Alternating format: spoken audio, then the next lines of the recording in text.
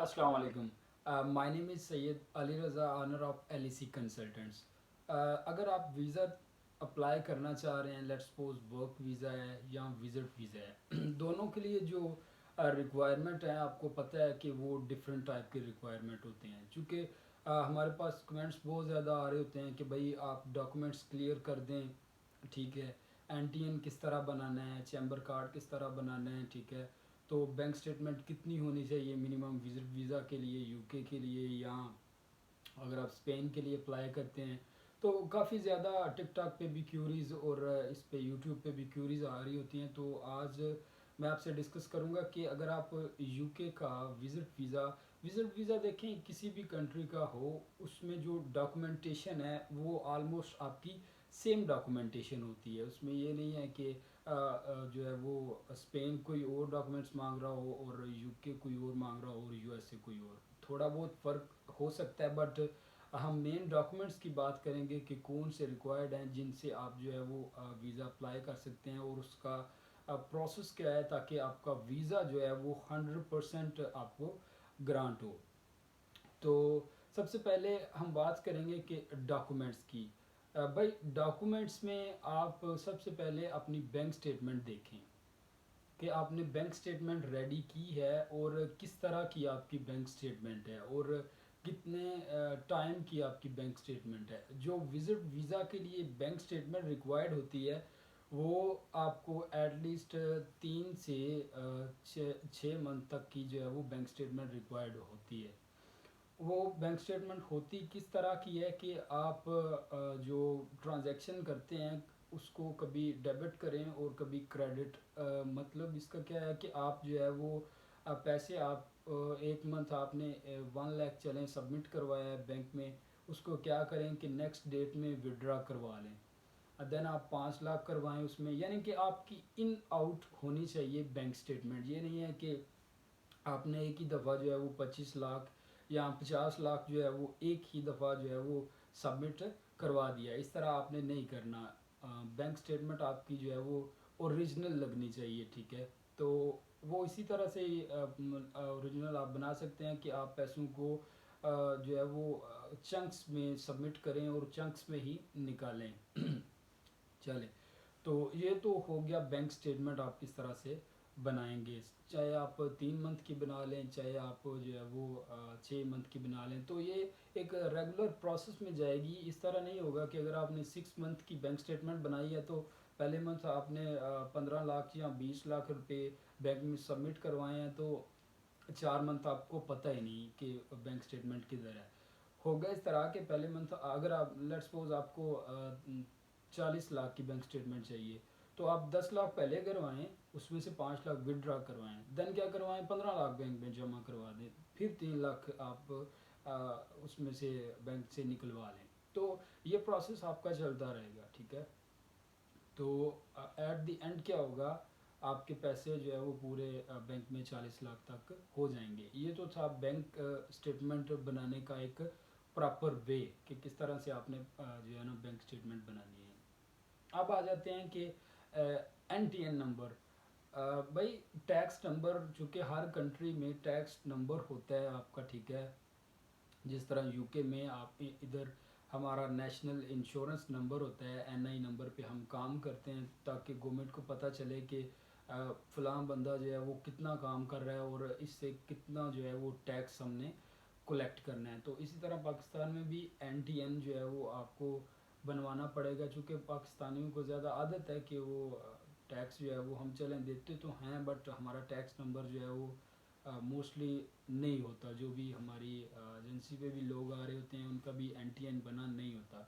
आप एन बनाएं, ठीक है। अगर आप बिजनेस मैन हैं तो एन के साथ आपका चैम्बर कार्ड जो है वो भी आपका चाहिए होगा। चैम्बर कार्ड जो है वो बिजनेस पर्सनैलिटी जो है वो रखती हैं, ठीक है। इसके अलावा अगर आप विजिट वीज़ा अच्छी कंट्री का चाह रहे होते हैं तो चैम्बर कार्ड जो है वो आपको फैसिलिटेट करता है कि आपका वीज़ा जो है वो 100% ग्रांट हो जाए तो ये जस्ट यूके की रिक्वायरमेंट नहीं है, इसके अलावा आप यही इम्प्लीमेंटेशन स्पेन के लिए भी कर सकते हैं। यूके पे हमने क्यों वीडियो बनाई है कि यूके अभी जो है वो 2023 और 22 में भी आपको पता है स्टूडेंट्स को भी वीज़ा दे रहा है, और वर्क वीज़ा जो है वो काफ़ी ज़्यादा अप्रूवल में आ रहे हैं देखने को, और अब विजिट वीज़ा भी जो है वो यूके दे रहा है। चलें, सॉरी। इसके अलावा हमारा एनटीएन भी हो गया, बैंक स्टेटमेंट और चैम्बर भी। फिर आपका पासपोर्ट होना चाहिए। पासपोर्ट की क्या रिक्वायरमेंट है? पासपोर्ट की स्पेसिफिकली रिक्वायरमेंट भाई ये है कि आप, चले हम इस पासपोर्ट पे लास्ट पे बात करते हैं, ये चूँकि इम्पोर्टेंट टॉपिक है। आप वीडियो कंप्लीट देखेंगे तो ज़ाहिर है आपको समझ आएगी। आपकी 4 वाइट बैकग्राउंड पिक्चर भी जो है वो आपको रिक्वायर कर सकते हैं, ठीक है।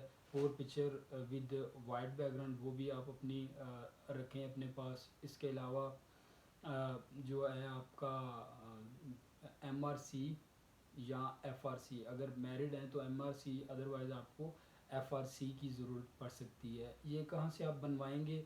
ये आप अपने नियरेस्ट जो आपका नादरा ऑफिस है वहाँ से जो है वो 1 वीक में आई थिंक बन जाता है, अभी तो शायद जल्दी बन जाता हो। वहाँ से आप उन्हें रिक्वेस्ट करके अपना FRC जो है वो कलेक्ट कर सकते हैं। तो इसकी भी हमें ज़रूरत पड़ सकती है। इसके अलावा जो है वो अब आते हैं हम मेन जो है वो टॉपिक की तरफ। आपका जो है पासपोर्ट। पासपोर्ट पे भाई आपका, अगर आप US, UK या स्पेन का वीज़ा अप्लाई कर रहे हैं विज़िट, तो पासपोर्ट पे आपके ऑलरेडी जो है वो स्टैम्प्ड या कह लें कि वीज़ाज़ लगे होने चाहिए। क्यों लगे होने चाहिए? ठीक है, क्योंकि वीज़ा तो UK ग्रांट कर रहा है ऑलरेडी, ठीक है। अब वो इतनी जल्दी भी आपको वीज़ा ग्रांट नहीं कर देगा कि अगर आपका पासपोर्ट फ्रेश है तो आपको वीज़ा दे दे। इस तरह चीज़ें नहीं होती।